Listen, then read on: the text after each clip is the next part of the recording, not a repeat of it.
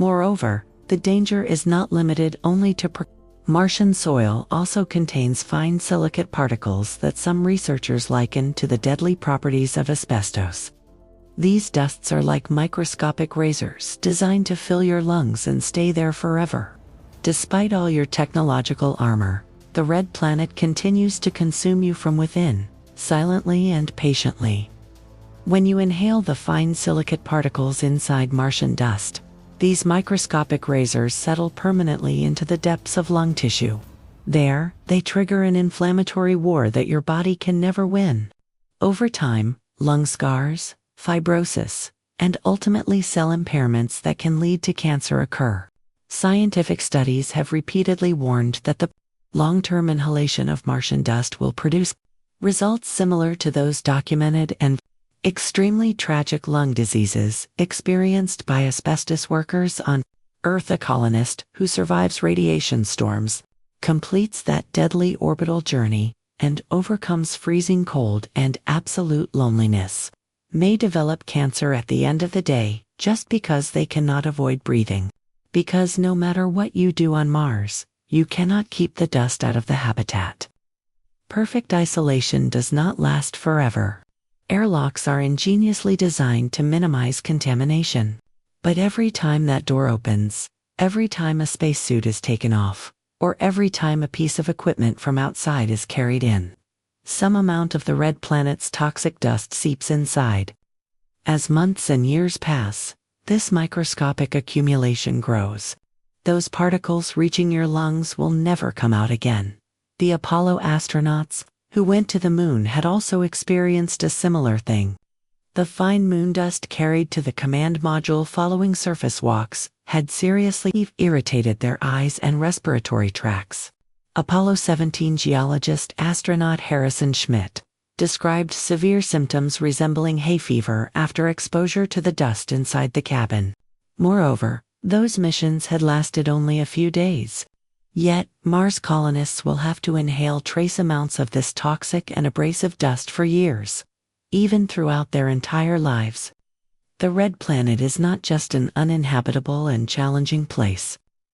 It is a ruthless machine working actively against you on every scale. From global storms that can darken the sun for months to the microscopic speck that stabs into your lung tissue, everything is designed to suffocate you. The soil will poison you. The freezing temperature will stop your blood. There is not even a single square meter on the vast surface of Mars where an unprotected human can survive and stand upright.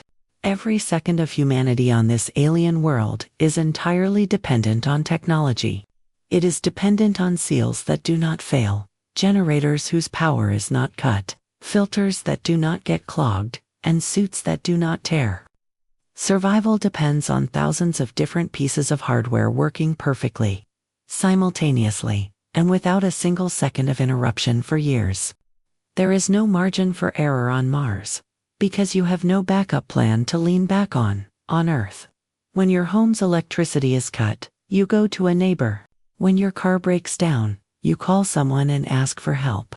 If the air quality outside is very bad, you close the door and go inside. However, on Mars, the only safe place is inside that artificial habitat. And if that inside fails, the outside is not a habitable alternative. The outside is direct death. The engineers who design Mars habitats understand this absolute truth very well. They build everything with extreme redundancy. They develop emergency protocols and fail-safe mechanisms. However, they also know that dark and inevitable law of engineering they do not voice loudly, over an infinite period. No system can remain perfect and completely reliable. Eventually, everything breaks. Seals wear out and rot over time. Filters get clogged with a dust that is never satisfied. Electronic circuits corrode and fail. In a planet where a single catastrophic hardware failure can kill everyone inside the habitat in minutes, the actual question to be asked is not whether something will go wrong. The actual question is when that inevitable failure moment will occur and whether there is someone alive left to fix the problem. Mars is not a romantic and virgin frontier town waiting to be discovered. Its surface is a hell that has remained lifeless and barren for billions of years for extremely justified reasons. All those ruthless reasons for the planet to reject life apply equally to the humans who offer to live there. What does a world that is sworn to break down your body so systematically do to the human mind? What kind of a break occurs in the psychology of a person who knows with absolute certainty that they are completely trapped on a hostile rock? Their loved ones are 20 minutes away at the speed of light, and that door they entered will never open again to take them home. Wandering on the borders of madness can begin long before physical death. The actual breaking point of Mars colonization lies in a much deeper and darker place than engineering calculations. The psychology of a permanent exile millions of kilometers away in the freezing void of space is an equation that no simulation can fully capture and no training program can prepare a human for. This is not a simple engineering problem, but a completely human crisis. The human mind, despite all its extraordinary resilience, will push its limits against being fragmented by the red planet in ways it has never been tested before. The greatest tragedy occurs within the silence of the broken mind. There is a critical moment when psychological collapse peaks, which researchers call the third quarter phenomenon in long-term isolation missions. This phenomenon emerges roughly when 3/4 of a limited mission period is completed. The finish line is close enough to be felt, but far enough to crush morale. In Antarctic winters, in submarine crews, or in astronauts on space stations, this period manifests as severe depression, hostility, sleep disorders, and a deep state of irritability. The crew slowly withdraws into themselves, communication decreases, and they stop reporting their emotional states to mission control, trying to manage their pain silently. However, on a Mars mission, this dark third quarter period does not come and go. In a one-way permanent exile journey, this psychological pressure never ends. Mars isolation has no real equivalent or exact analog in human experience. Although researchers try to compare it with other forms of confinement, all of those comparisons eventually collapse, because in every one of those compared cases, an escape valve that Mars does not possess is always present. Astronauts on the International Space Station are isolated, yes. But when they look through the window, they can see that blue sphere, their home that feels real and close enough to touch. They can reach their families through video calls with a delay measured in seconds. If a medical emergency occurs, a Soyuz capsule can take them to that blue sphere in hours. Psychological safety nets are massive. They are isolated. But it is within these walls and a clear end date. Even the teams that endure being almost completely isolated from the rest of humanity, extreme cold, and months-long darkness. During winter months at the South Pole in Antarctica, know in the middle of winter that the nearest help is thousands of kilometers away. In an Antarctic winter, depression rates are high, conflicts are common, and sleep disorders are almost universal. However, even that terribly isolated Antarctic team holds on to icky fundamental truths. They know the confinement will end one day. And they know that even in the most extreme emergencies, an evacuation flight, though dangerous, can be attempted. Mars colonists, however, possess none of these basic human consolations. They cannot see Earth in any meaningful way. It is now an ordinary light point in the sky, indistinguishable from a star. They do not have the luxury of calling their homes and expecting a real-time response. The desperate messages they send reach Earth minutes later. The answers take even longer. An attempt at mutual conversation turns into such disconnected monologues separated by long silences that the emotional bond of the interaction is already shattered. Think of what this massive disconnection would do to a relationship. A spouse, a parent, or a best friend. What keeps human bonds alive is the instantaneous laughter, unexpected reactions, and the shared common texture. It is saying I love you in one breath, and hearing the answer immediately. On Mars, this is no longer possible. You record a message into the void and wait for 20 minutes. and you receive a delayed reaction given to your state 40 minutes ago. In an asynchronized love, the mind just slowly collapses in on itself. In the endless loneliness of Mars, the most alienated form of communication in human history begins. Every conversation held with Earth is always disconnected from the rhythm of time. That critical moment you expect an emotional reaction from will have already passed by the time the answer comes. Over time, these delays kill spontaneity, then intimacy, and finally the sense of shared common time. Those warm relationships that were once at the center of your emotional life gradually turn into a literary correspondence. Recorded messages hurled into the cold of space. Perhaps they are beautiful and sincere, but they are no longer a living, breathing bond. They are just echoes of those who remained in the past. You watch how the children grow on a small screen in your living area on the red planet, from recordings arriving weeks later. You reach their first steps, their first words, or that first day they started school without ever witnessing them, just as a memory.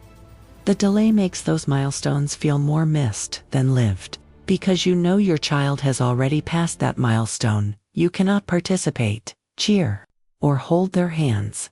The distance is so massive that no technology can prevent you from looking at the life of your own family only as a distant spectator.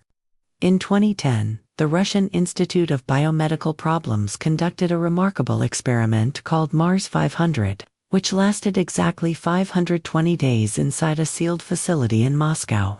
6 volunteers were confined to simulate a round-trip Mars mission, with delays added to the communication they established with the outside world.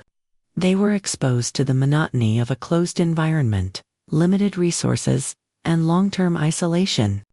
Although it was completely controlled and they were on Earth, the results were quite staggering. Over time, the crew showed serious impairments in sleep patterns, and 2 of them directly showed symptoms of depression. Interpersonal dynamics progressively worsened. Crew members withdrew into themselves. They consciously reduced their communication with mission control. Researchers detected a state of gradual detachment from support structures, which they called autonomization, replicating what is experienced in real long-term missions. These 6 people knew that the experiment was only on Earth, that Moscow continued its existence just beyond the doors, and that in an emergency medical intervention, help stood just a wall away. Real Mars colonists will not have any of these psychological safety nets.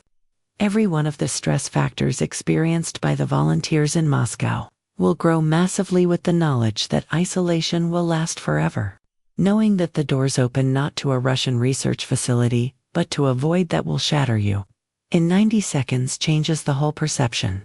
This eternal prison sentence with no end date is the darkest dimension of Mars psychology that has never been measured in any experiment to this day. There is another dimension of permanent exile, which is unique to the depths of space and perhaps the heaviest burden humanity can shoulder. Every Mars colonist will eventually receive the news that someone they love very much on Earth has died. A parent, sibling, or close friend. They will learn of the loss of someone they once hugged in that safe gravity that even their bodies barely remember. And a person looking at them compassionately will not say this truth to their face. Their doors will not be knocked on. They will not cry on the shoulder of someone sharing their pain. The news of loss will be trapped in a cold digital message that arrived at the speed of light across millions of kilometers hours after the moment of death. When they open that message and read the words, or hear them alone inside a metal habitat on a distant and alien world, they will just sink into silence.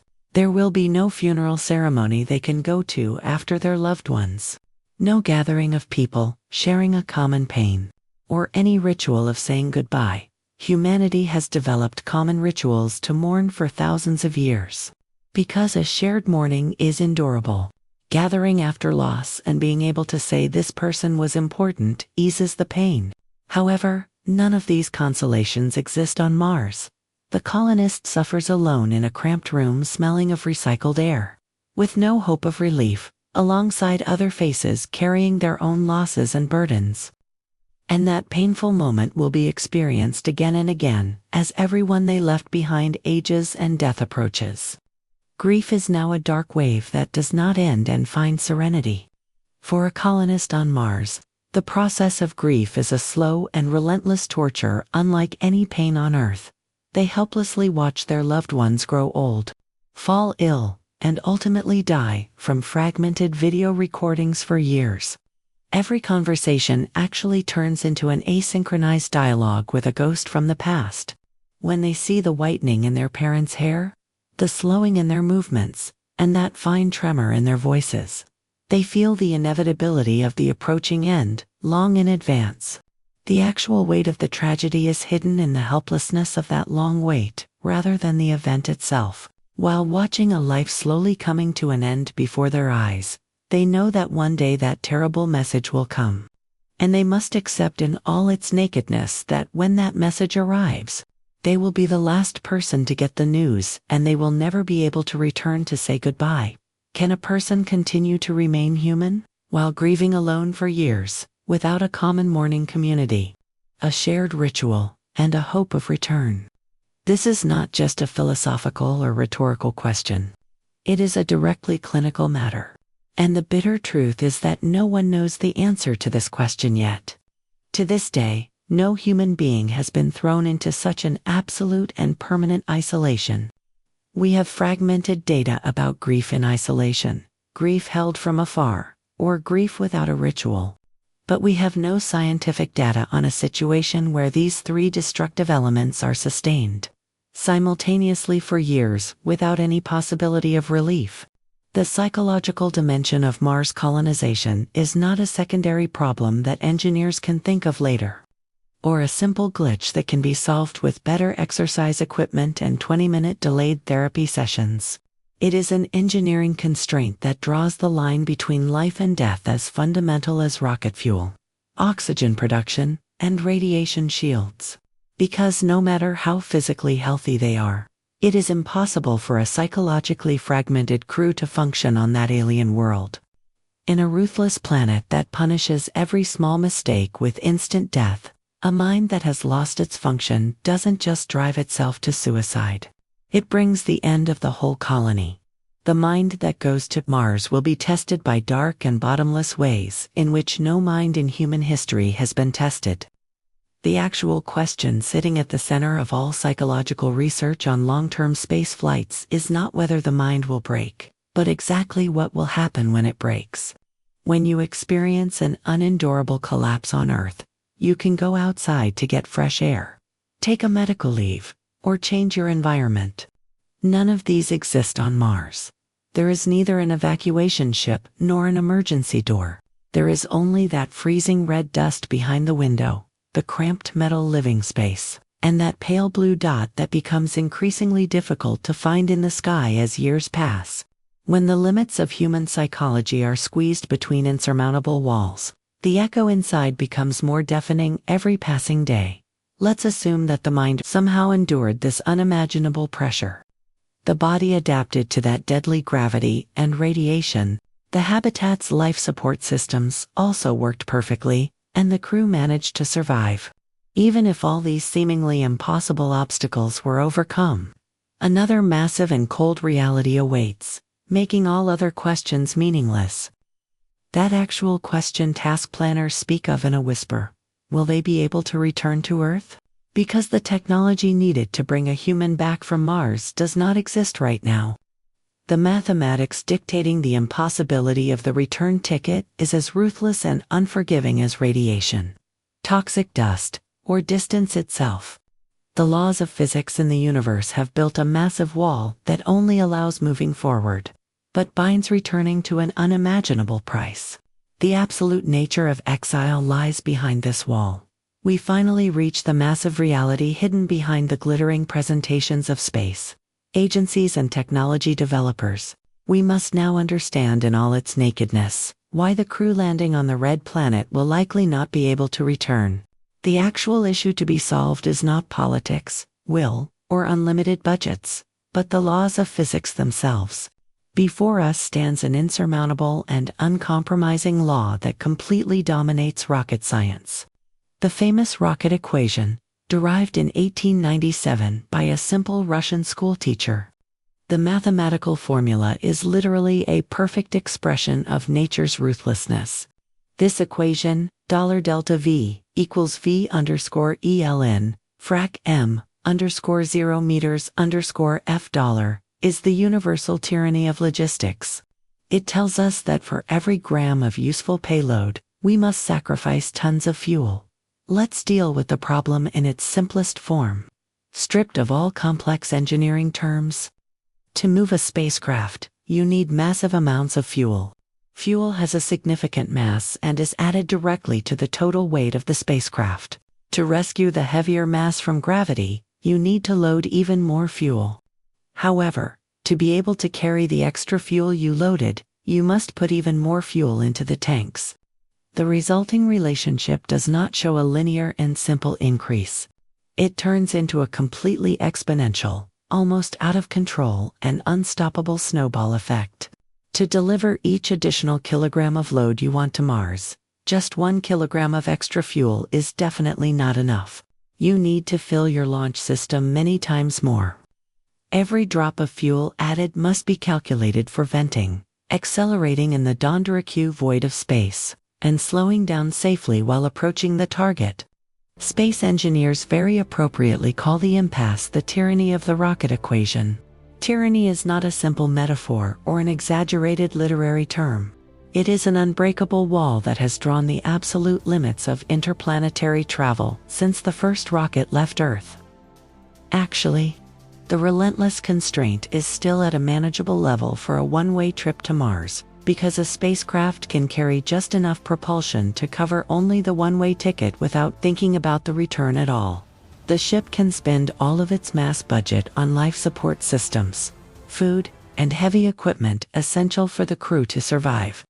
The second you add the word return into the deadly equation, all mathematical balances are immediately dragged into disaster. For the ship to be able to return to Earth, it needs a massive propulsion force that will take off from the Martian surface. When the crew is ready to set out home, the vital fuel must already be present on the red planet. There are physically only icky ways for that amount to be there. You will either carry the propellant from Earth with massive tanks, or you will produce it yourself on the toxic surface of Mars. A third miraculous option does not exist in the universe. Unfortunately, carrying the return fuel from our planet and transporting it to Mars is literally impossible with our current and near-future technological capacity. The resulting gear ratio is simply staggering.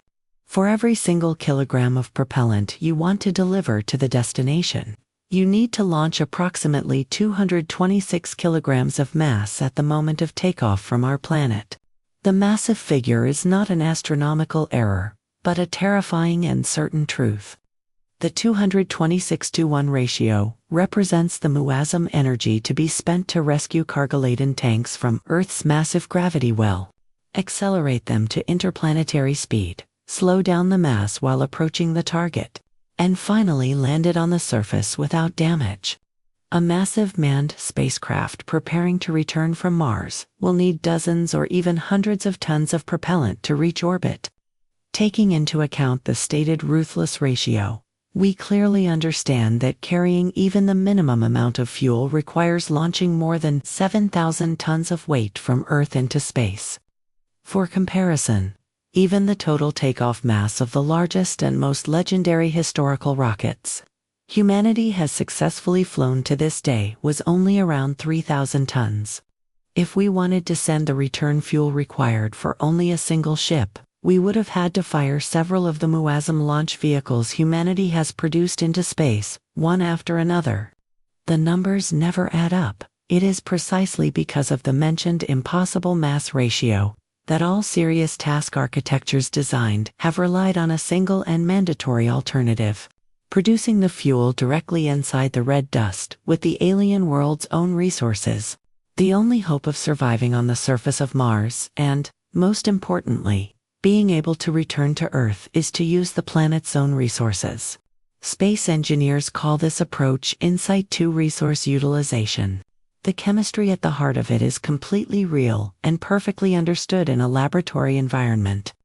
Through a chemical process called the Sabatier reaction, carbon dioxide and hydrogen from the atmosphere are combined to produce methane and water. Then, through the electrolysis method, water is decomposed into hydrogen and vital oxygen. The Martian atmosphere is extremely rich in carbon dioxide, and massive water ice reserves lie beneath the surface. Everything looks perfect on paper. A chemical plant to be established can extract and process these resources and produce the methane and liquid oxygen that will return a massive spaceship home. The concept proof was successfully demonstrated on the Martian surface itself, with a small-scale experiment. A special device placed on one of the rovers managed to extract oxygen from the toxic atmosphere, successfully demonstrating that the theory works in practice by producing about 12 grams of oxygen per hour.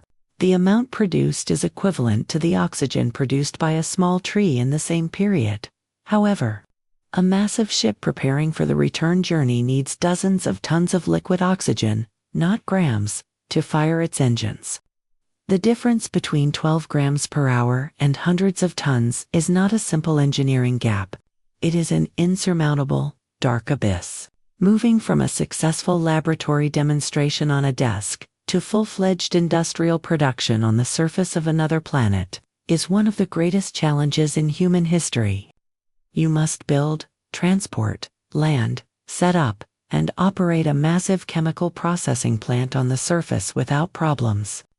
Moreover, this plant must go into operation completely, autonomously, months or years before any human crew arrives. We are talking about a factory that will process the red soil non-stop in an environment where temperatures drop below -100 degrees and the atmosphere is covered with abrasive and toxic dust. To this day, such a plant has not even been fully tested on Earth. A massive machine that can withstand the ruthless conditions of Mars for a years-long accumulation operation has not yet been built. We only have chemical formulas that work. But the necessary massive engineering is not there. Knowing the rules of chemistry is the same as trying to sit in a house by just looking at its plan, compared to building a giant factory that works like clockwork on the Martian surface. But let's assume for a moment that we achieved the impossible. The plant was established on the surface and worked perfectly. It produced enough methane and liquid oxygen for 2 long years to fill the tanks of the spacecraft.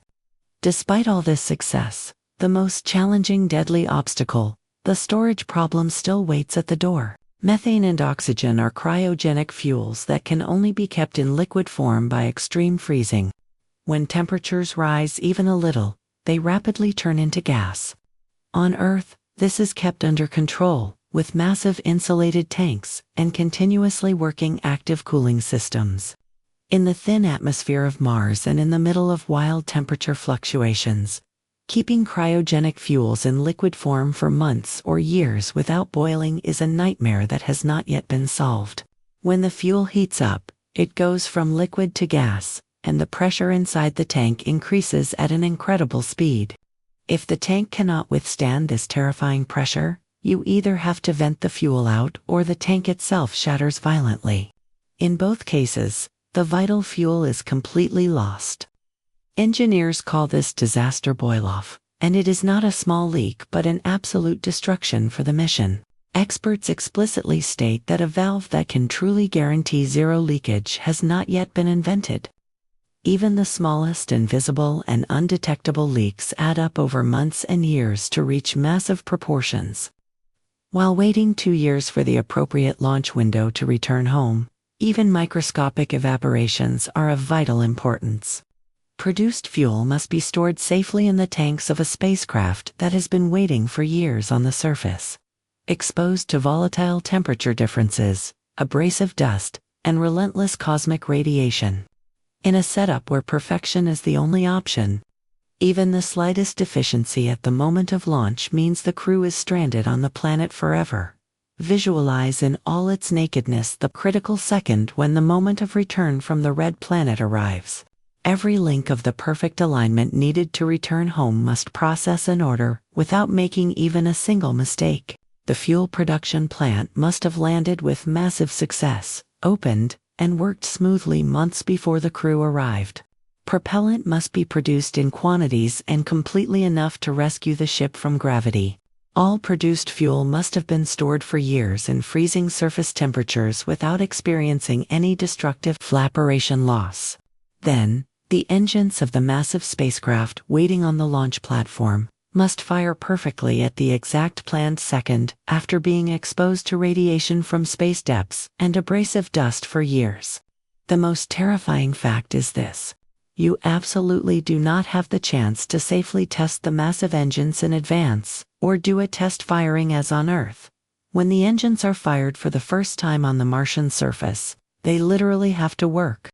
If ignition does not occur, the entire crew remains stranded on the planet eternally. Let's assume that miraculously, the takeoff was successful. The ship rose with tremors and reached Mars orbit without problems. Next is the vital ignition that must be performed at exactly the right second to enter the return route to Earth. Then, they must survive in the freezing and radiation-filled dark void for 6 to 9 months. And finally, they must enter our planet's atmosphere without being charred and land safely on the surface. Each step of the massive and complex chain has its own probability of success. Let's be generous to the unprecedented systems that push the limits of engineering, and assign a 90% reliability rate to each critical step. For a technology that has never been tested and has waited for years in the freezing conditions of an alien world, 90% is a quite optimistic figure. Although it sounds reassuring, mathematics is ruthless. When you multiply 7 or 8 probabilities of 90% one after another, the chance of the mission succeeding as a whole and the crew returning home safely rapidly drops to 50%. Close your eyes and toss a coin into the air. Heads or tails. This is exactly the reliability rate of returning from Mars to Earth using a technology that does not exist right now, has never been tested under expected conditions, and upon which the lives of the crew depend every second. This is not an expedition. It is a massive cosmic gamble, where every second is nothing more than a deadly roll of the dice. In 2024, a comprehensive feasibility analysis, published in scientific journals, examined the plan's architecture to the finest detail. The conclusion reached by the authors deserves to be considered word for word. Researchers emphasized that relying on fuel produced in situ for the return flight requires extraordinary reliability. To prevent the crew from being stranded on Mars, when translated from the careful and measured language of academic publications, what the sentence actually says is clear. The return depends on a massive and theoretical set of systems that every part of must work perfectly, but that no one has been able to prove can work so far. Future plans promise a bright round-trip ticket. Breathtaking animations prepared by marketing departments show massive rockets rising proudly from the Martian surface, tearing through the thin atmosphere and returning home in triumph. The shining metallic ships, self-confident orbits, and the perfect future vision in the videos, which looks as clean and trouble-free as a product launch, deeply affect people. However, between the bright pixels of the animations and the harsh reality lie the tyranny of the rocket equation. Unresolved cryogenic fuel evaporation, massive-scale fuel production nightmares, and a perfection expectation, ready to break at even a single weak link of the chain. The fuel to bring the crew home is not yet there. The factory to produce the fuel has not yet been built. The technology to store the fuel safely has not yet been proven. People who one day consider boarding the ship have the right to know that the bright return ticket promised to them is, as of right now, nothing more than a great hope adorned with engineering jargon. There is no guarantee or working plan. There is only a massive hope. If the expected fuel factory collapses, if the engines do not fire, or if most of the fuel evaporates and is lost, the crew that set foot on the red dust expecting a return ticket will grasp the terrifying truth instantly. They are not visitors or explorers. They are permanent residents of a deadly planet that was never meant to harbor them. Let's set aside the rules of physics. The freezing surface, and the struggle for survival for a moment. Even if technology finally caught up with humanity, engineering miracles occurred, and the return journey from the red planet somehow became possible.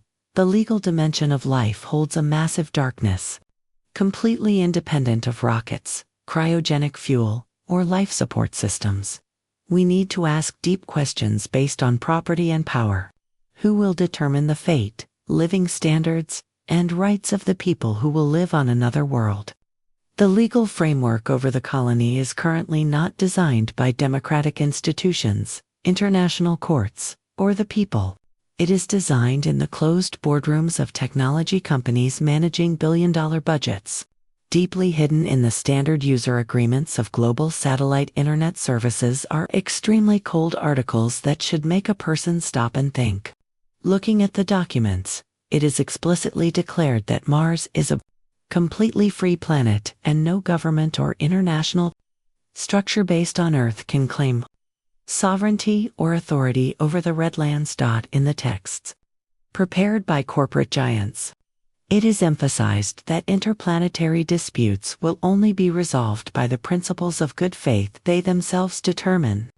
The 1967 International Outer Space Treaty explicitly says that no country can own celestial bodies. However, corporate structures ruthlessly impose their own rules, ignoring the laws signed by countries.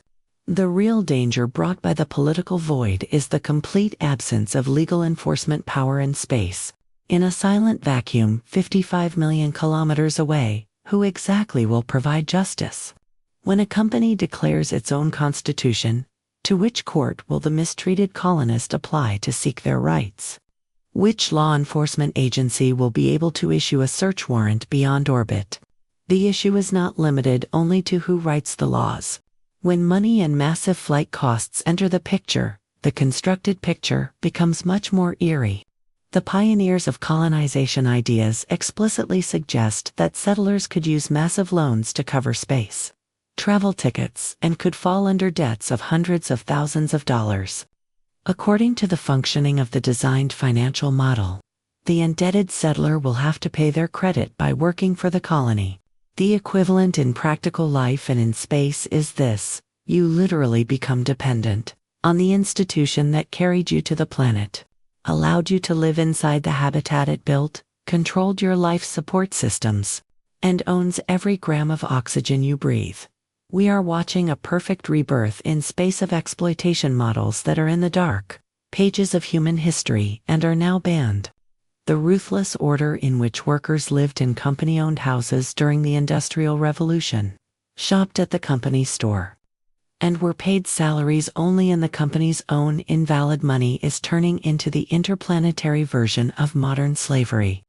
The system known as indentured servitude, where people bound themselves to employers for a specific period in exchange for a transition to a new land, had produced the worst working conditions in colonial history. Living as indebted to a power that controls your transportation, water, food, and every millisecond you need to survive completely destroys all your freedoms and bargaining power. When you are subjected to injustice on Earth or conditions become unbearable, you can quit the job, leave the city, or at worst, walk away. But on Mars, there is nowhere you can resign and walk to. Outside is instant death, and there is no other structure you can take refuge in. Inside the closed habitat, your boss is also the sole owner of your life. The journey that started with a free will and inspiring discovery dream evolves into a dark and irreversible captivity with nowhere to go and no superior authority to apply to. The vision of billionaires to establish an interplanetary civilization is actually just a glittering version of a brand new type of bondage. Beside the questions of who Mars will belong to and how the rights of people there will be protected, there is another urgent and destructive ethical debate: the possibility of destroying something much more ancient and universal than our own species as we colonize the planet. Let's return to that rock in the dried-up riverbed known as Jezero Crater, which carries traces of life mentioned at the beginning of this documentary. Findings that shook the scientific world strongly suggested that Mars once hosted living beings. However, the actual terrifying side is not just what happened in the past, but what is hidden under the surface right now. In frozen water reserves underground, a microscopic ecosystem that produces energy by shattering cosmic radiation might still be breathing today. Simulations and similar creatures found in deep mines on Earth prove that a radiation-guided life form can easily exist a few meters under Mars' surface. At this exact point, humanity's plan to land there with massive machines and spacecraft turns into an absolute disaster in terms of planetary protection. The human body and machines are massive biological bombs walking on their own. Trillions of bacteria live inside a single human, equivalent to the number of cells. When we exhale, when our skin flakes off, or just by existing in a closed environment, we scatter countless germs around us. You cannot put astronauts into an oven and sterilize them. While it is impossible to perfectly purify the robots in space missions, zeroing out the biological load carried by a crew of flesh and bone is out of the question. The second a human sets foot on Martian soil, Earth life begins to invade the planet. Every time an airlock opens, every time a drill pierces the ice, or every time a colonist takes a sample from the surface, our microbes are scattered. And there is no return for those microbes. Earth bacteria are extremely resilient. They show extraordinary resistance even against freezing cold, radiation, and vacuum. As years pass, the biological contamination zone around the human settlement will stoplessly expand. That isolated and fragile native life that barely managed to survive in the depths of Mars might be completely suffocated when it meets the competitive and aggressive microorganisms of Earth. Perhaps we will destroy with our own hands that greatest evidence that another life has flourished in the universe, just for our hubris of landing there. If Mars life resembles our DNA structure or cellular processes, it will become impossible to distinguish which belongs to Earth and which belongs to Mars after contamination occurs. We will eternally erase that unique and irreplaceable biological heritage that could prove the existence of a second life before we can examine it, before we can even know what it is. We will shatter that big question's answer, which has been waiting patiently for billions of years, by crushing it with our careless steps. This is a universal tragedy. Destroying the source of a secret, in order to solve it, is one of humanity's greatest historical paradoxes.